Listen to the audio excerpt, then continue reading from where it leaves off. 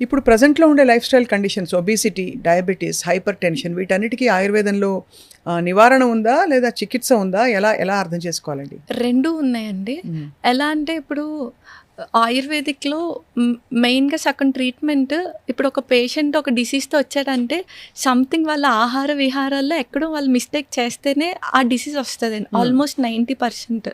So, first ఆళ్ళు అక్కడ mistake చేస్తున్నారు పట్టుకొని దాన్ని కట్ చేస్తే అది సగం మెడిసిన్.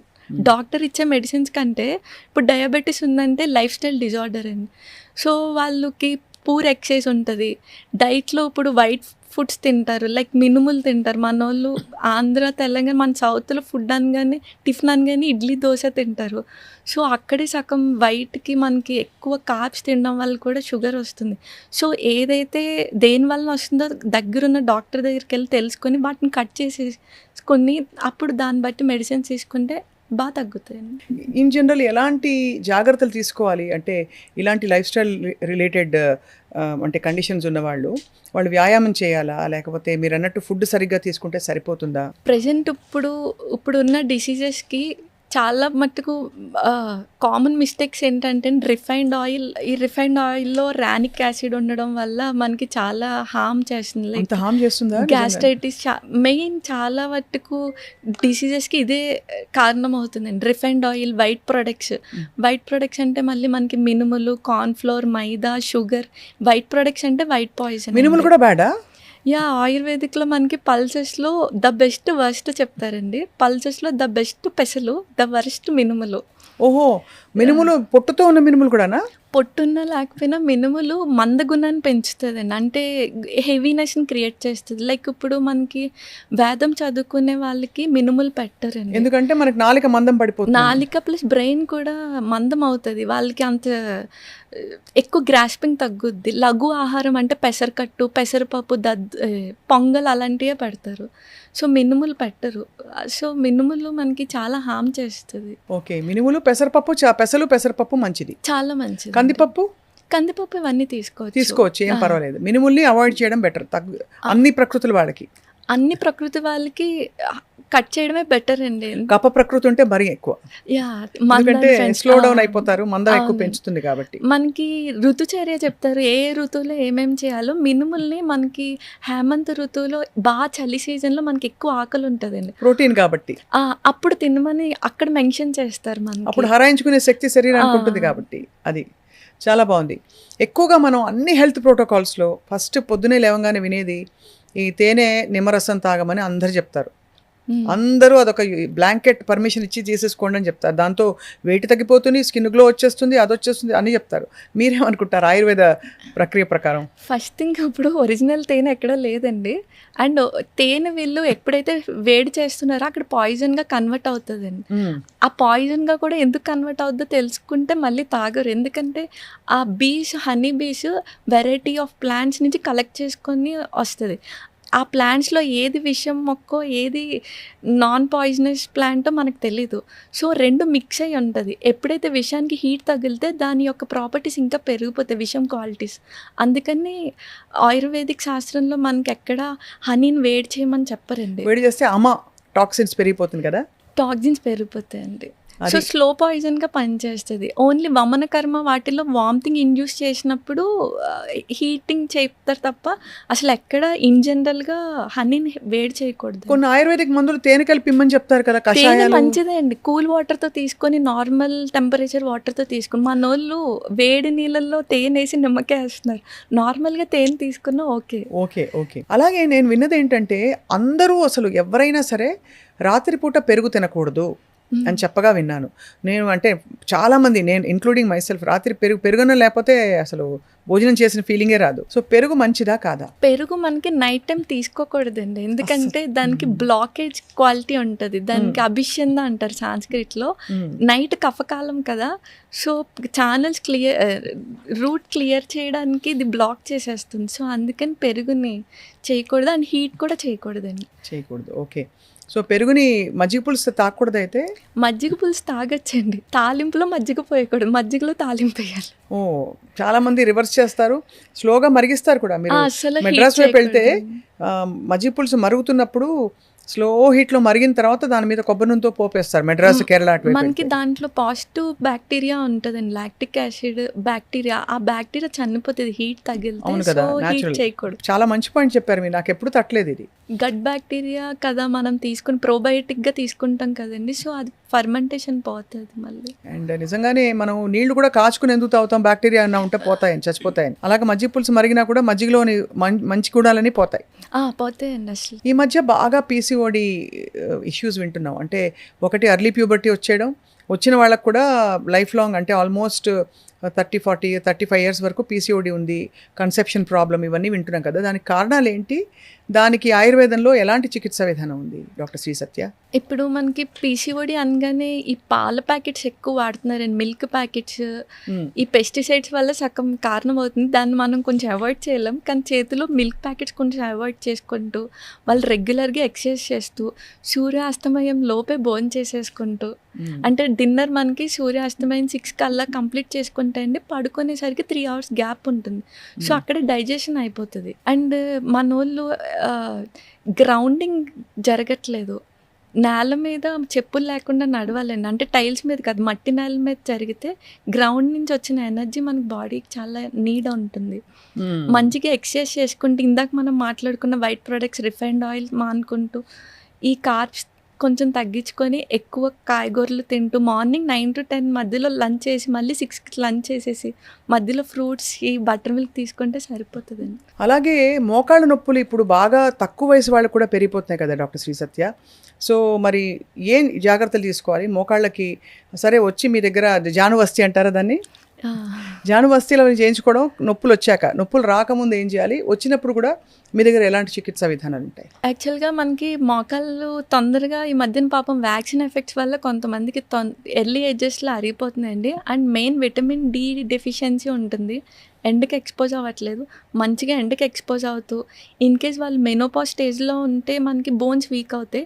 సో ఆ టైంలో మునగాకు తీసుకుంటూ, మీకు తెలిసే ఉంటుంది నల్లేరికాడ, వినే ఉంటుంది నల్లేరికాడ పచ్చడి ఇంతకుముందు తినేవారు పూర్వకాలం. అవును, అది డైరెక్ట్ బోన్స్కి చాలా ఎక్కువ బాగా ఫామ్ చేస్తుందండి. అది నల్లరికాయ డైరెక్ట్ డ్రగ్ అనమాట మనకి.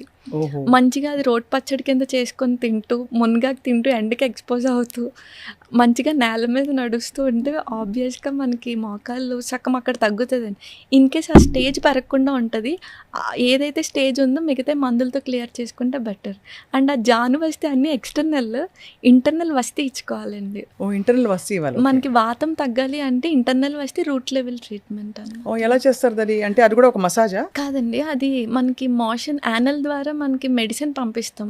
ఓహో, దాన్ని వస్తికర్మ అంటారు. సో అలాంటి వస్తికర్మలు కూడా ఉన్నాయి అయితే మనకి. వాత డిజార్డర్స్ కి రూట్ లెవెల్ ట్రీట్మెంట్ మనకి వస్తికర్మ అండి. లైక్ పెరాలసిస్ కూడా వాతం, ఈ నీ జాయింట్ పెయిన్స్, ఏదైనా పెయిన్ రిలేటెడ్ అంతా వాతంలోకి వస్తుంది. అవును, రూట్ లెవెల్ ఉంటే కనుక మనకి మంచిగా ఒక 15 days ఆర్ అలా అదే వస్తికర్మ ఇచ్చుకుంటే మనకి బాగా తగ్గుతుంది. సమ్మర్లో అందరికీ చల్లగా అన్ని తాగాలనిపిస్తుంది. సో కుండ నీళ్లు మంచివని చెప్తారు, బట్ ఫ్రిడ్జ్ నీళ్ళ గురించి మీ అభిప్రాయం ఏంటి? ఫ్రిడ్జ్లో ఉండే పెట్టి మనం తినే ఏ ఆహారం అయినా, నీళ్ళైనా, ఏమంటారు మీరు? ఫ్రిడ్జ్ కంటే మనకి ఆల్కలైన్ మనకి కుండలోనే వస్తుంది. అండ్ చాలా మంది ఇప్పుడు కాపర్ వాటర్ బాటిల్స్ తీసుకుంటున్నారండి. అవునవును, అది ఒక ఫ్యాషన్ అయిపోయింది. అది యాక్చువల్లీ పాయిజన్ అవుతుంది. ఓహో, ఎందుకంటే మనకి కాపర్, మేము మెడిసిన్స్ చేస్తాం, కాపర్తో భస్మం చేస్తామండి. అది మామూలు కాపర్ ఇన్ఆర్గానిక్గా దొరుకుతుంది మనకి సాయిల్లో, దాన్ని ఆర్గానిక్ ఫామ్లో చాలా శుద్ధులు చేస్తాం. అంటే ఒక్కొక్క 7 times తిలతైల నువ్వుల నూనెలో, తక్రంలో, గోమూత్రం, ఉలవల కషాయంలో 7 times దాన్ని బాగా కాల్చి 7 times ముంచుతామండి. అంత చేస్తేనే అది ప్యూరిఫై అవ్వదు. మన కంపెనీ వాళ్ళు అలా చెయ్యరు కదా, డైరెక్ట్ వాటర్ బాటిల్ చేసేస్తారు. సో ఆ కాపర్లో ఉన్న ఏదైతే టాక్సిక్ ఉన్నాయో వాటర్లోకి వస్తాయండి. సో నన్ను అడిగితే కాపర్ వాళ్ళు శుద్ధి చేసుకొని వాడుకుంటే ఓకే, శుద్ధి చేయకుండా, ప్యూరిఫికేషన్ లేకుండా ఆ వాటర్ తాగకూడదండి.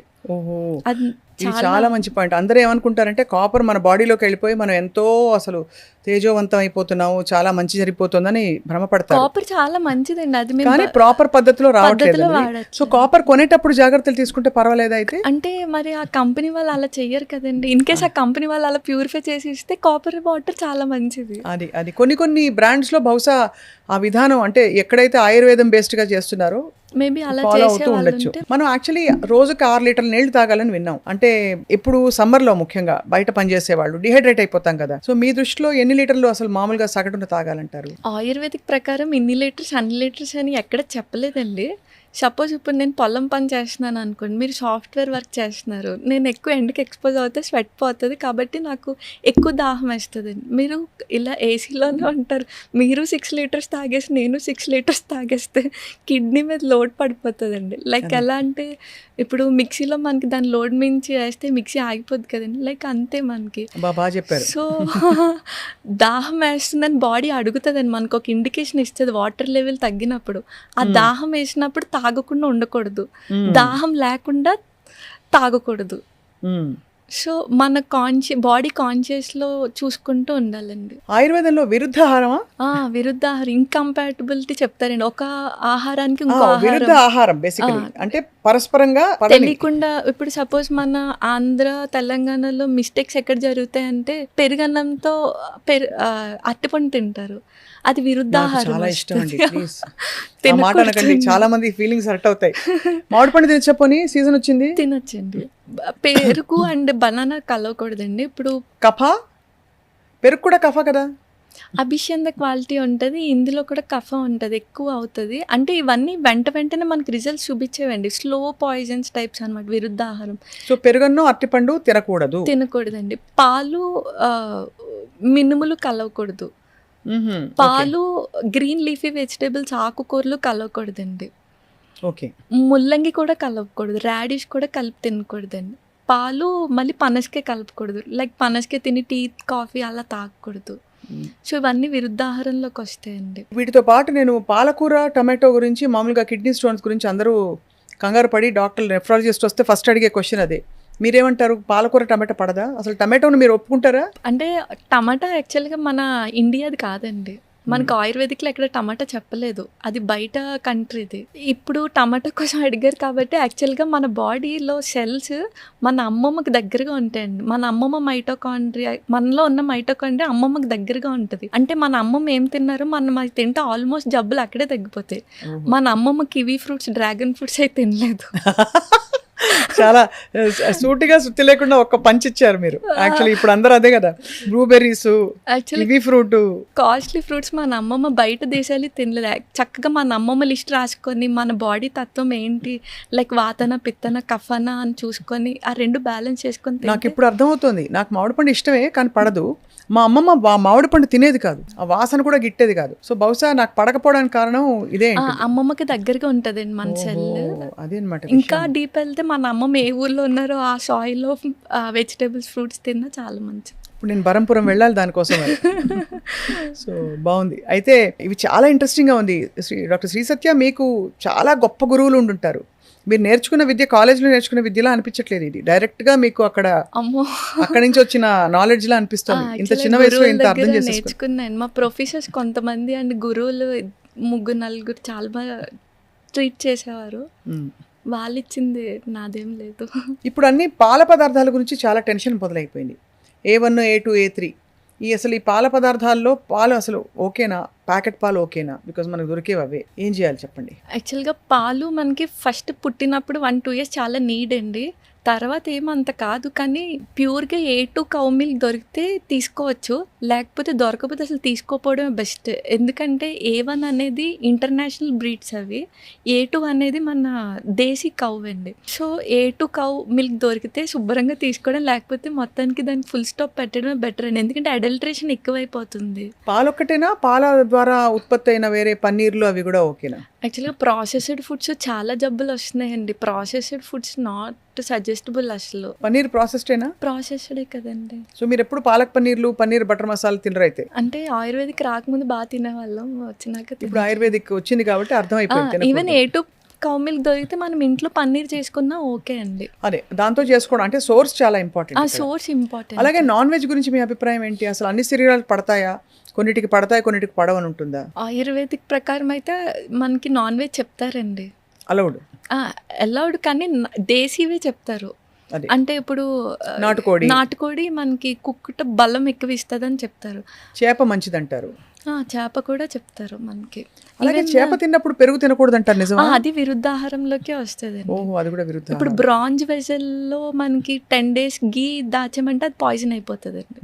సో అది విరుద్ధాహారంలోకే చెప్తారు. మనకి మళ్ళీ ఫిష్ వచ్చేసరికి మీరు ఎప్పుడైనా షార్క్ విన్నారా? సొర్ర చేప విన్నారా? అన్ని ఆర్గానిజమ్స్ కి క్యాన్సర్ వస్తుంది కానీ సొరకి రాదండి.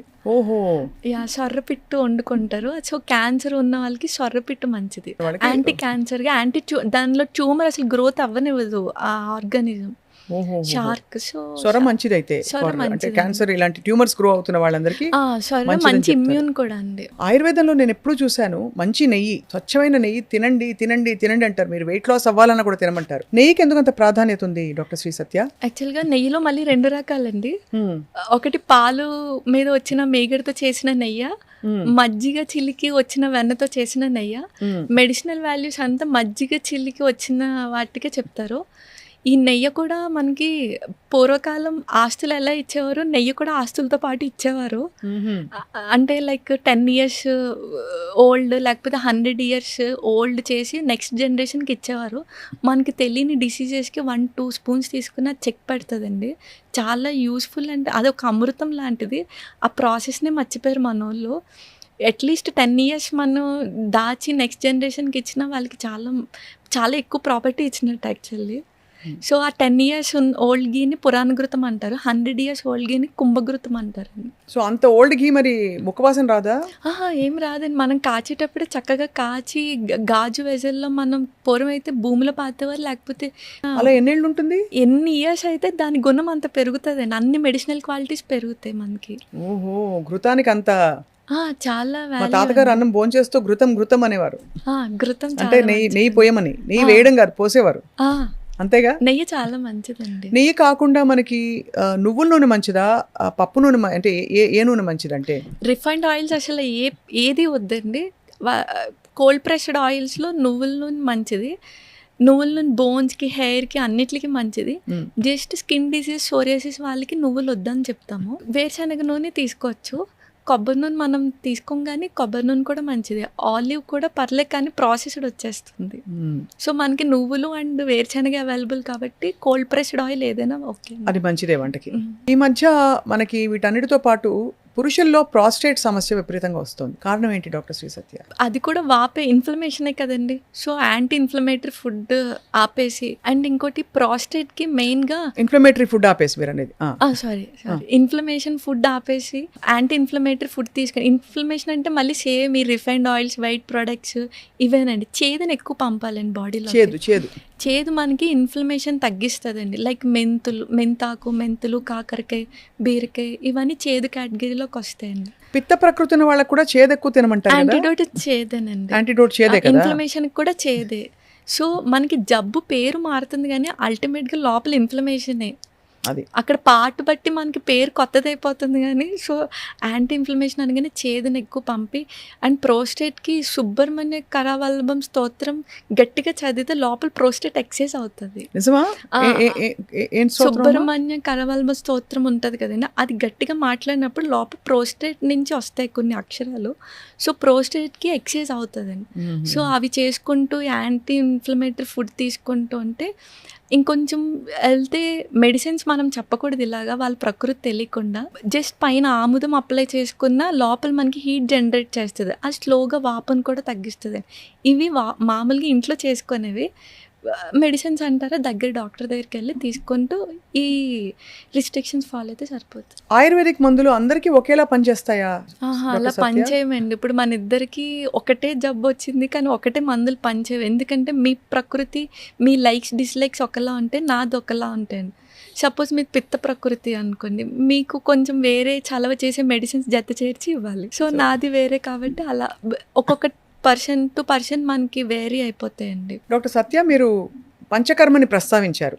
పంచకర్మలు ఇప్పటికీ అందరికీ అంటే ఇప్పుడు బాగా ఆయుర్వేదిక్ వెల్నెస్ సెంటర్లు వచ్చేసాయి కూడా తెలిసిపోయింది. కానీ పద్ధతి ప్రకారం పంచకర్మ అంటే ఏమిటి అంటే 5 కర్మలు ఎందుకు చేసుకోవాలి, మనం ప్రతి సంవత్సరం చేసుకోవాలా, ఆరోగ్యంగా ఉండేవాళ్ళు కూడా చేసుకోవాలా? పంచకర్మ ఆరోగ్యవంతులకి చెప్తారు, అనారోగ్యవంతులకి చెప్తారండి. అకార్డింగ్ టు ఋతు సీజన్ బట్టి పంచకర్మస్ చెప్తారు. అంటే ఇప్పుడు వసంత ఋతువులో వమన చెప్తారు, శరద్ ఋతువులో విరేచన కర్మ చెప్తారు.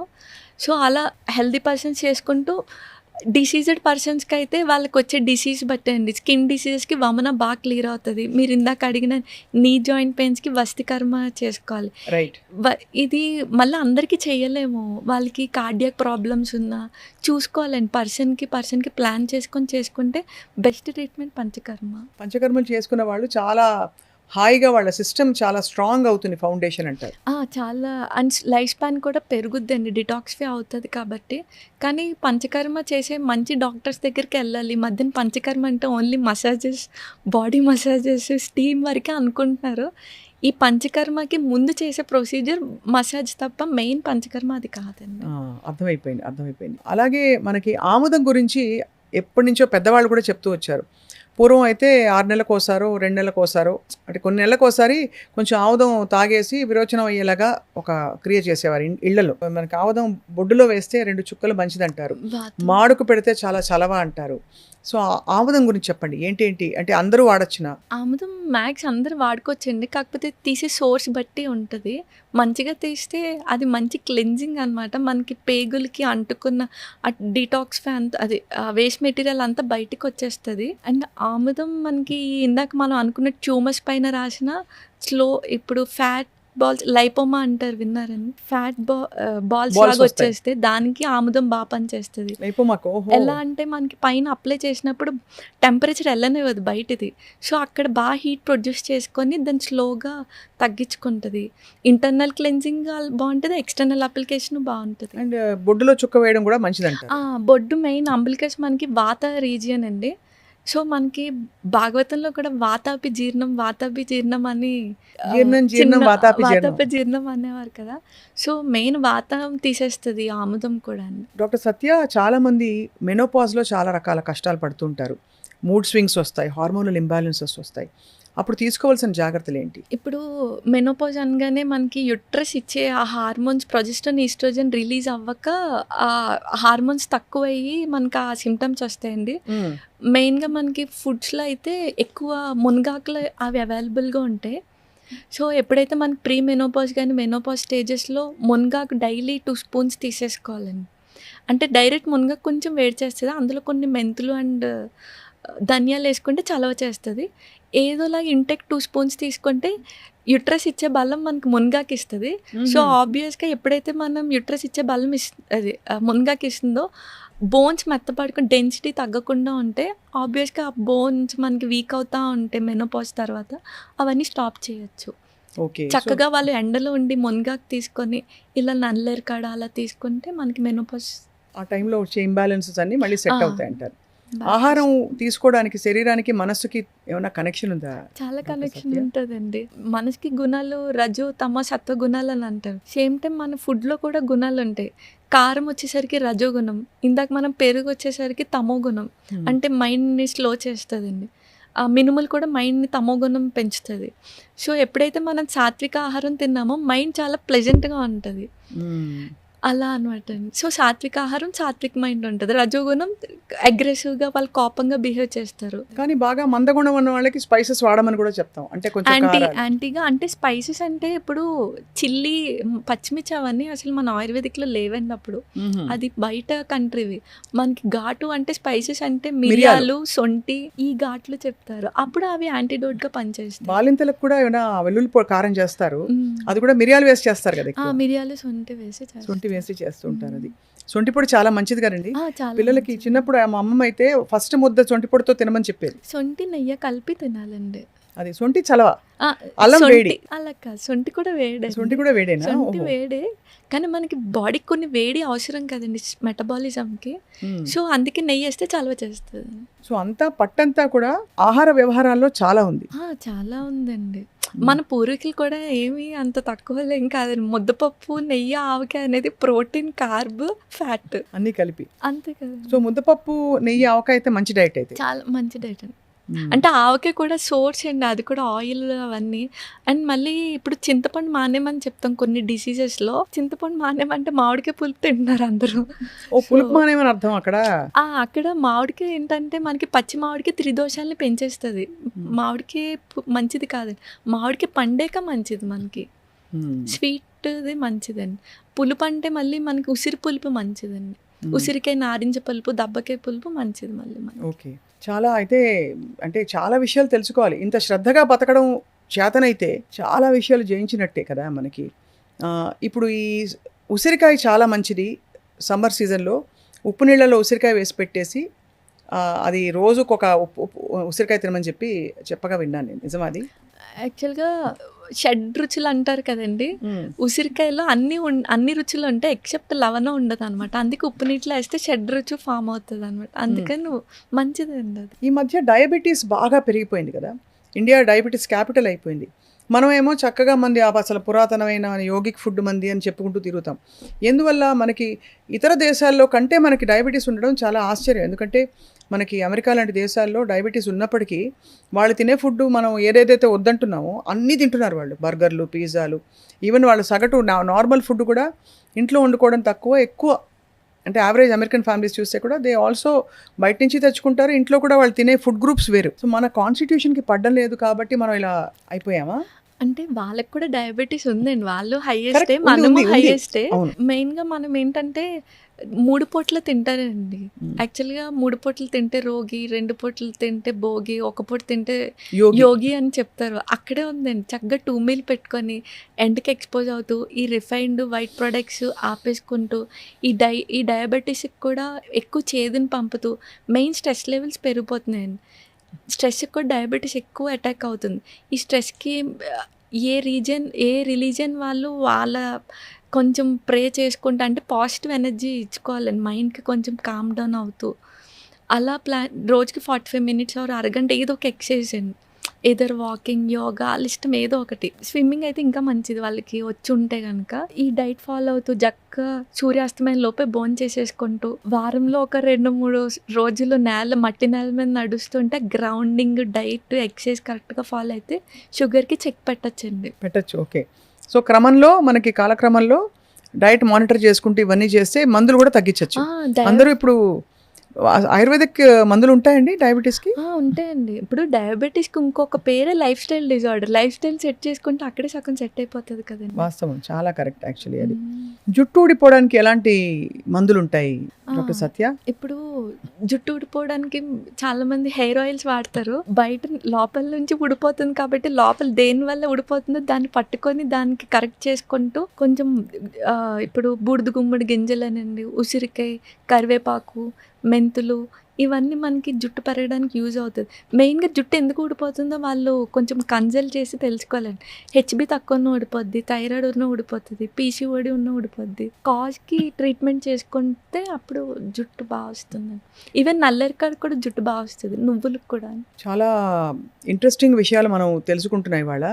జుట్టు నల్లగా ఉండి నెరవకుండా కూడా మనకి ప్రికాషన్స్ ఉంటాయి ఆయుర్వేదంలో, లేక ప్రకృతి సిద్ధంగా మనం ఏజ్ అవ్వాల్సింది అయిపోతుంది అంటారా? యాక్చువల్గా పిత్త ప్రకృతి వాళ్ళకి తొందరగా జుట్టు వైట్ హెయిర్ వస్తుందండి. ఎందుకంటే వాళ్ళు చాలా అగ్రెసివ్గా, కోపంగా ఎక్కువ అరుస్తూ ఉంటారు కాబట్టి వాళ్ళకి పిత్తానికి పండిపోతుంది. సో ఆ పిత్తాన్ని బ్యాలెన్స్ చేసే ఫుడ్ తీసుకుంటూ ఉంటే నలుపు విరుగుతుంది కంత. ఈవెన్ అశ్వగంధ కూడా చెప్తారు పాలతో తీసుకోమని. అశ్వగంధ పాలతో తీసుకోవాలండి? పాలతోనే తీసుకోవాలండి. త్రిఫల చూర్ణం తీసుకోవచ్చండి రోజు? ఏ మెడిసిన్ అయినా సరే మండలం రోజులే వాడుకోవాలండి. ఇద్దరు ఆయుర్వేదిక్ అనగానే ఎన్ని రోజులైనా వాడితే ఏమవుదా అంటారు కానీ అలా అది అడగబోయే. నెక్స్ట్, మీకు ఆయుర్వేదిక్ మందులు జీవితకాలం పాటు వాడేయచ్చా, సేఫ్ అంటారు కదా? లేదండి, 41 డేసే తీసుకోవాలి. లేకపోతే ఇంకా ఎక్కువైతే 3 months, లేకపోతే అది మన బాడీ ఫుడ్గా కోట్ చేసేసుకుంటుంది. ఓహో, సో అది గ్యాప్ ఇచ్చి మళ్ళీ వాడాలి. సో అది కూడా అంటే ఆయుర్వేదిక్ మనకి అందుబాటులో ఉండిపోవడంతో ఎంత గుర్తింపున్న వైద్య విధానం అయినా ఏం లేదు జుజుబి అనుకుంటారు. అంటే ఇప్పుడు మీరు ఒక యాంటీబయాటిక్స్ వాడమంటే 5 రోజుల మించి వాడరు ఎవరు. ఇవి వాడేస్తారు, ఎడాపెడా ఇంకా వేసేసుకుంటూ ఉంటారు. కషాయాలు, అవి కొన్ని కషాయాలు బాగుంటాయండి. అదేమిటది వాతం కోసం వాడేది ఏంటండి ఇది? రాసినది కాడ అండి.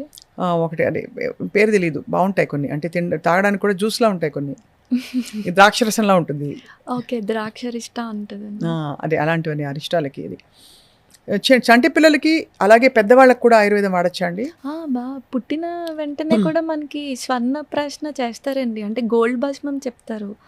పుట్టిన పిల్లలకి పుష్యమి నక్షత్రం రోజు ఎవ్రీ మంత్‌లో వచ్చే పుష్యమి నక్షత్రానికి స్వర్ణప్రాశన గోల్డ్ భస్మం, నెయ్యి ఇలా కొంచెం సరస్వతి ఆకు వేస్తారనమాట. అది అదంతా మంచిది. చేయించుకుంటే వాళ్ళకేంటంటే ఈ వాళ్ళు ఉన్న లైఫ్ స్పాన్‌లో వచ్చే డిసీజెస్‌కి ఇమ్యూనిటీ ఎక్కువ ఉంటుందండి. ఇంటెలిజెన్స్ పవర్ అలా ఉంటుంది. ఈ మధ్య డాక్టర్ శ్రీ సత్య అందరికి ఉండే ప్రాబ్లం అండి. అక్రాస్ కంట్రీస్ ముఖ్యంగా భారతదేశంలో పరుగుల ప్రపంచం అయిపోయి స్ట్రెస్ పెరిగిపోయిందండి. కొంచెం ఏం చేయాలి చెప్పరా? ప్రాణాయామం చేస్తే తగ్గుతుందా? స్ట్రెస్‌కి మెయిన్ ఫుడ్ కూడా ఉంటదండి. మీరు ఇందాక అన్నట్టు సాత్విక ఆహారం తీసుకుంటూ స్ట్రెస్ లెవెల్ మెయిన్ మీరు అన్నట్టు మెడిటేషన్ ద్వారానే చేసుకోవాలండి. స్ట్రెస్‌కి వాళ్ళకి వాళ్ళే డాక్టర్ యాక్చువల్లీ. వాళ్ళకి తెలుస్తది. ఇప్పుడు నేను స్ట్రెస్ ఫీల్ అవుతున్నానంటే వెంటనే కొంచెం బ్రీత్ ఎక్సర్సైజ్ చేసి ఇది మైండ్ కూల్ అయ్యేవి అంటే లైక్ ఇష్టమైన వాళ్ళతో మాట్లాడడం ఒక స్ట్రెస్ రిలీవర్ అండి. లేదా ఫారెస్ట్‌లోకి వెళ్ళి అలా చెట్టుల మధ్యలో ప్రకృతి దగ్గరగా ఉండడం కూడా ఒక స్ట్రెస్ రిలీవర్. వాళ్ళకి తెలుస్తది. ఇప్పుడు నాకు ఫారెస్ట్‌లో తిరగడం ఇష్టం. అలా కొన్ని స్ట్రెస్ రిలీఫ్ మనకే తెలుస్తాయి. సో, స్ట్రెస్ వచ్చిన వెంటనే వాటికి వెంటనే జంప్ అయ్యి వాటికెళ్ళడం బెటర్ అండి. జామకాయ. ఓకే. సో, స్ట్రెస్ వచ్చినది జామకాయ ఎలా తినాలి? అంటే కట్ చేసుకొని తినేయడమా? జామకాయ కాదండి. అంటే వాటిని సెలెక్ట్ చేసుకొని ఫాలో అవ్వడం బెటర్ అండి. ఏమిటి? అంటే లైక్ ఫారెస్ట్‌కెళ్ళడం, లేకపోతే మెడిటేషన్ చేయడం, బ్రీతింగ్ ఎక్సర్సైజ్ చేయడం, లేకపోతే బ్రీత్ మీదే కాన్సంట్రేషన్ చేయడం. ఓంకారం కూడా మంచి స్ట్రెస్ ఓంకారం కూడా మంచి అంటే సౌండ్ వైబ్రేషన్ వల్ల మనకి ఆల్ఫా వేవ్స్ మనకి సాంగ్స్‌లో ఆల్ఫా వేవ్స్ అవి విన్న స్ట్రెస్ రిలీవర్ అండి. అది. సో, అలా కామ్ డౌన్ చేసుకోవడానికి మెథడాలజీస్ వెతుక్కోవాలి. అలాగే క్షరసూత్ర అని విన్నానండి నేను. అంటే ఏమిటి? క్షారసూత్ర అంటే క్షారసూత్రనా? ఓకే. క్షారసూత్ర అని విన్నానండి. అంటే ఏమిటి? ఒక థ్రెడ్‌కి మనం మెడిసిన్స్ వేస్తాం. ఉత్తరేని వినుంటారు కదా! దానికి క్షారం అప్లై చేస్తాం. లైక్ హరిద్ర, టర్మరిక్ ఇవన్నీ కలిపి దానికి ఇప్పుడు ఫిస్ట్‌లా కేసెస్, పైల్స్ కేసెస్‌లో అదేసి కడితే దానికి అదే మాడిపోయి ఊడిపోద్దండి పైల్ మాస్. సో, అది మనం వితౌట్ ఇన్‌స్ట్రుమెంట్ క్షారసూత్రాన్ని యూజ్ చేస్తాం. అదే మీరు చెప్పిన సర్జరీ. అదే సర్జరీగా కూడా చిన్న చిన్న వాటికి పులిపిర్లకి వాటికి కూడా వాడుకోవచ్చు. అది. సో, డాక్టర్ శ్రీ సత్య మీరు ఆయుర్వేద వైద్య విధానంలో మీరు నయం చేసిన ఒకళ్ళిద్దరు కేస్ స్టడీస్ చెప్పండి మీకు చాలా నచ్చినవి.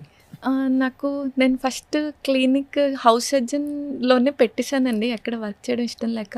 ఫస్ట్ ఈ మొండి కేసెస్ వచ్చాయి.